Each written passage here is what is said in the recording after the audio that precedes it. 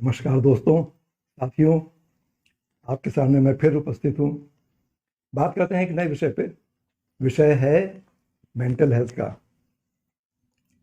Mental health, बहुत से लोग इसको तरजीह नहीं देते हैं। शारीरिक स्वास्थ्य के लिए तो सुबह शाम टहलेंगे, पौष्टिक भोजन करेंगे, अंकुरित चीज़ें खाएंगे, बाजार का आइटम नहीं खाएंगे, ऑर्गेनिक फूड खाएंगे, कसरत करेंगे। मेंटल हेल्थ के लिए कुछ नहीं करते। जबकि आपको मालूम है कि भारत में हर 5 में से 1 व्यक्ति मेंटल हेल्थ से परेशान है। भारत में मानसिक चिकित्सकों, साइकियाट्रिस्ट, काउंसलर्स की बहुत बड़ी कमी है। सरकारी अस्पतालों में तो ये व्यवस्था लगभग है ही नहीं। मेडिकल कॉलेजेस या बड़े संस्थानों में भले ही हो, जिला अस्पताल या बड़े सरकारी अस्पतालों में नहीं है। ऐसे में लंबे समय तक घर में बंद रहना, एक नेगेटिव माहौल में रहना, अनिश्चितता के माहौल में रहना, चिंता में डूबे रहना, ये मेंटल हेल्थ को और भी ज़्यादा खराब कर रहा है। लोग परेशान हैं, मेंटल हेल्थ से पीड़ित हैं। मेंटल हेल्थ से पीड़ित भले ना हो, लेकिन चिंता में डूबे, अवसाद में हैं। क्यों अवसाद में हैं?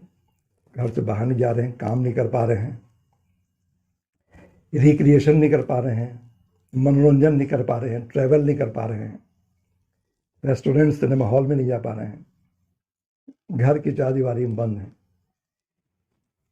ऐसे में एक जो बहुत बड़ा लेसन लेने की बात है, वो ये है, ज़रा उनके बारे में सोचिए।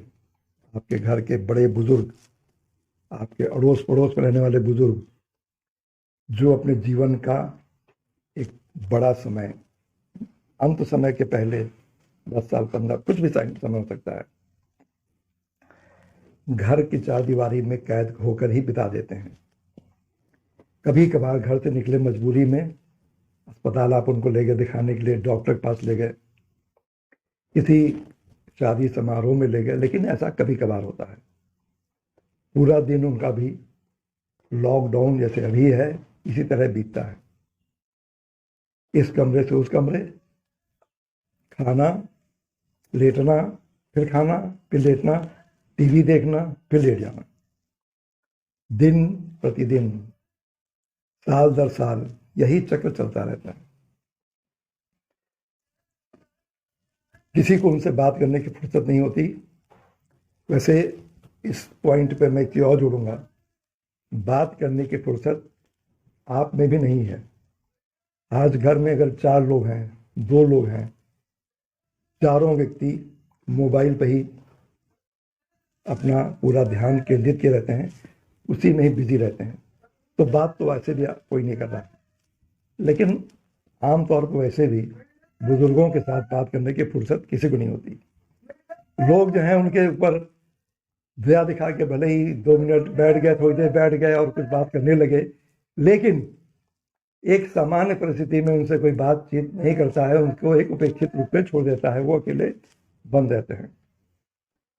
ऐसे में सोचिए, जो आपके ऊपर बीत रही है, किसी आपके साथ है कि सालों साल ऐसी होता रहे, क्या होगा? मेंटली, फिजिकली टूट जाएंगे। बूढ़े लोग भी, बुजुर्ग भी होते हैं, फिर अपनी नियत ही मान लेते हैं कि आप तो कुछ नहीं कर सकते, गिवन अप। उनकी ऊर्जा, उनकी जीने की इच्छा, उनका लाइफ स्पैन और घट जाता है, और जीवन एक अनुपयोगी, एक अनप्रोडक्टिव रोल में पहुंच जाता है। यहाँ के जीवन के बचे हुए 10, 15, 20, 25 साल जो भी हैं, वो एक वेजिटेटिव स्टेट में चले जाते हैं, भले ही फिजिकली वेजिटेटिव स्टेट में ना हो। इसलिए लेसन लीजिए कि घर में कैद रह के आप जिस तरह महसूस कर रहे हैं, वैसे ही आपके बुजुर्ग, आपके घर के हों, चाहे आपके समाज के हों, कहीं के भी हों, उनके साथ ये ऐसा ही व्यवहार, ऐसे ही परिस्थिति जन्य बंदिश, बंदी, क्वारंटाइन, आइसोलेशन बिना किसी बीमारी, बिना किसी प्रकोप के वर्षों वर्षों तक चला करता है। क्या इस स्थिति को बदलने की जरूरत नहीं है? यदि है तो सोचिए, क्योंकि आप भी कल उसी अवस्था में पहुंचेंगे जहां आपको जीवन के बहुत लंबा समय आइसोलेशन में बिताना पड़ेगा। इस स्थिति को कैसे बदला जाए, ये आपको सोचना पड़ेगा। सरकारों के ऊपर निर्भर मत होइए। सरकारें एक दिशा निर्देश दे सकती हैं, वो हर एक को उससे नहीं कर सकती, क्योंकि ये बड़ी जनसंख्या वाला देश है। उम्मीद है आप इससे कुछ सीखेंगे, कुछ सबक लेंगे और कुछ सुझाव, कुछ इनिशिएटिव, कुछ आइडियाज़ जनरेट करेंगे। अगर आपके पास कुछ ऐसे आइडियाज़ जनरेट होते हैं, कृपया बताएं, कमेंट बॉक्स में बताएं। उनको मैं और भी आगे प्रचारित करने की कोशिश करूँगा। Thank you so much. नमस्कार। Bye bye.